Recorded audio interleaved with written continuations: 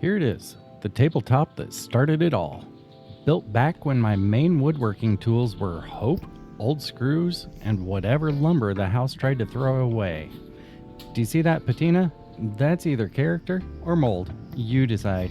It never actually made it into the house, and for good reason. Let's just say, if you invited this thing into your dining room, your kids would be asking about their tetanus shots. But sturdy enough to deserve a second life, and today, that's exactly what it's gonna get. First, we need legs. Solid ones. Not the kind you see on chairs at garage sales, more like could survive an earthquake kind. We're going full overkill because if something's gonna collapse in this shop, it's not going to be my project, just my pride. The bottom of this table, it's a real fixer-upper. The angles are so weird, even geometry teachers would give up. A normal attachment, forget it. We'll have to get creative, and by creative, I mean probably breaking some woodworking commandments. Let's take this outside so we can make a real mess. Time to measure the width so we know how wide to cut the cross supports. Measure twice, cut once. Or, if you're like me, measure, second guess yourself, measure again, then Google it for good measure. Bad puns are free around here. I crank out 6 supports. It's assembly line efficiency. If that assembly line only made table parts and dad jokes. This is where things get advanced, or at least that's what I tell myself. Half lap joints, the gold standard, or at least the bronze, if you're grading on a curve. My combination square is working overtime so I can get these marks lined up. Little woodworking tip, the more time you spend measuring, the less time you spend swearing. Next up is the router, and not the kind that fixes your Wi-Fi. With the router height dialed in, it's time to carve. Did I set it to the right depth? Absolutely not. I went too deep. Rookie move. You should never go full depth on a cut like this, unless your goal is smoke signals and a ruined bit. Lesson 1 of today's video, small bites are safer. But hey, at least I realized it. Ever notice that every shop project needs at least one spontaneous air drum solo? No? Just me? Huh. Okay. The first pass, not bad. Second pass? Kinda wondering why these lines are about as good as my attention span.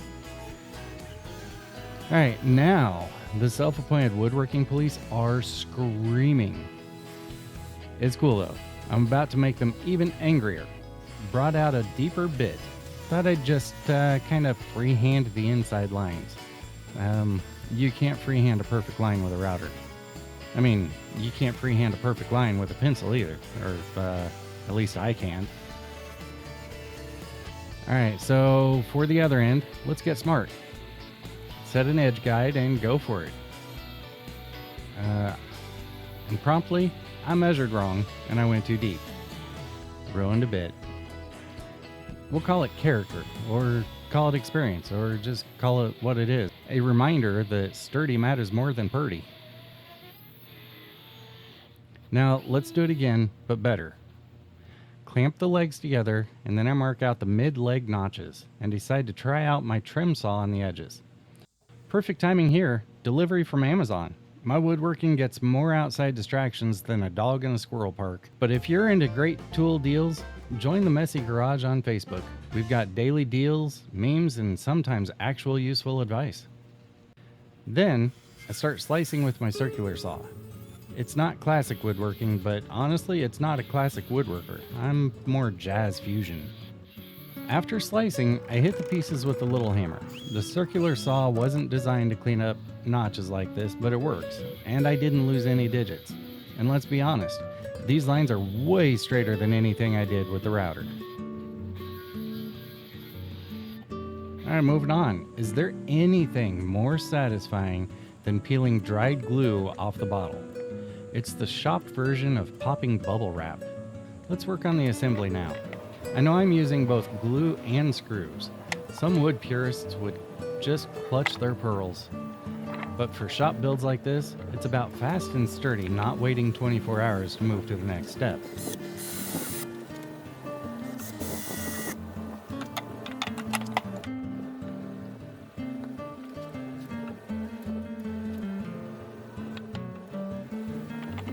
always clamp this way so gravity's on my side.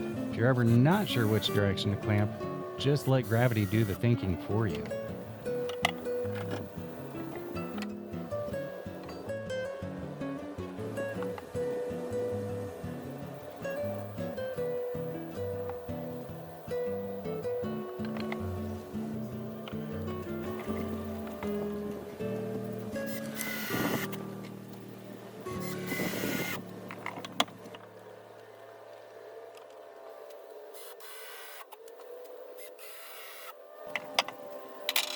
Alright, so let's rinse and repeat for the other side.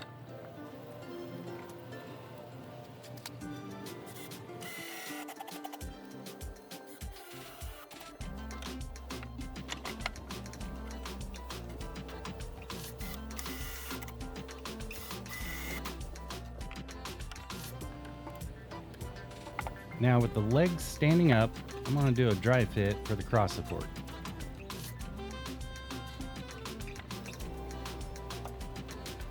Okay, let's see if that questionable precision paid off.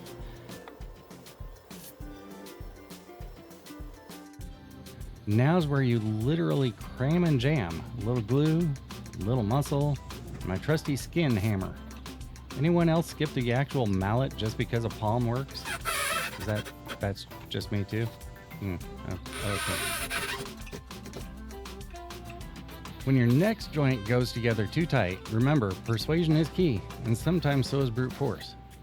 Oh, and there it is, the first head hit.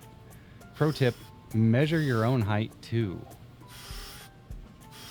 Alright, more countersinking, more glue.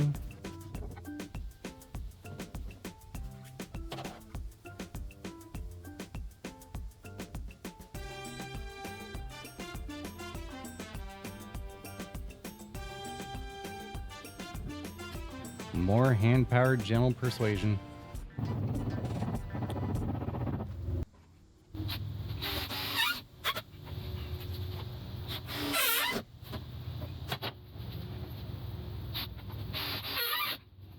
Now it's time to align the legs. Yeah, it's not perfectly square, but I have a plan. Overthinking is overrated. Out comes the marathon drill bit.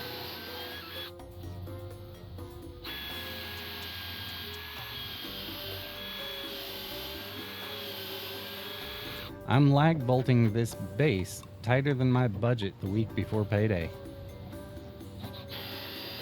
So my first lag bolt was perfect.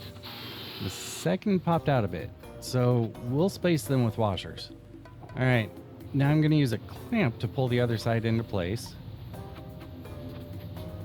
And repeat.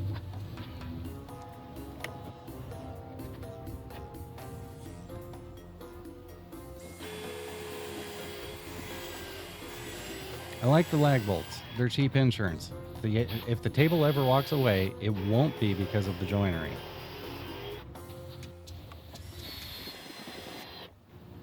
All right, and there we go. Whoa. Oh, hold on. Let's just take a second because that one hurt a lot. Safety sometimes comes after reality. I'm grabbing the hard hat because at this point, my hard hat has more structural integrity than my dignity. And let's flip that table, slowly and kind of safely. Alright, moment of truth, time to wrangle my DeWalt planer. This beast has never had a permanent home, it's just lived on the garage floor, blocking everything. It's basically an 80-pound game of musical chairs. No more. This new table is built for strength and mobility. I said mobility. Okay. It felt like I was in a strongman contest, minus the muscles and camera crew. There must be a smarter way. Enter HOWDIA, the real MVP swooping in after hearing about my struggles, probably from my chiropractor. They sent me these side mount casters. 2-inch swivel casters with 2 that are locking, screws, and a screwdriver in the bag. It's like they knew my table building math would come up a little short, literally. If you ever need to add wheels to something that's already built or your legs are too skinny for classic casters, these things are perfect. Also, they roll smoother than a shopping cart in an empty grocery store. Alright, see these 5 screw holes? That's double the stability.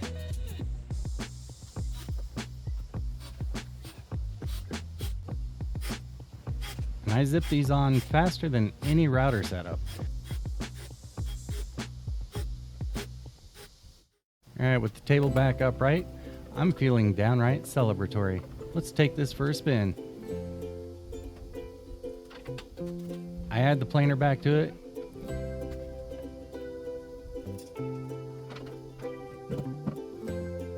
And it glides so dang smooth. So there you have it, a reclaimed tabletop, some questionable joinery, a few brain cells lost, but a rolling heavy-duty upgrade for my shop. If you learned something, laughed once, or had your blood pressure spike at my techniques, let me know below. Until next time, stay sturdy, stay safe, and always, always know where your head is.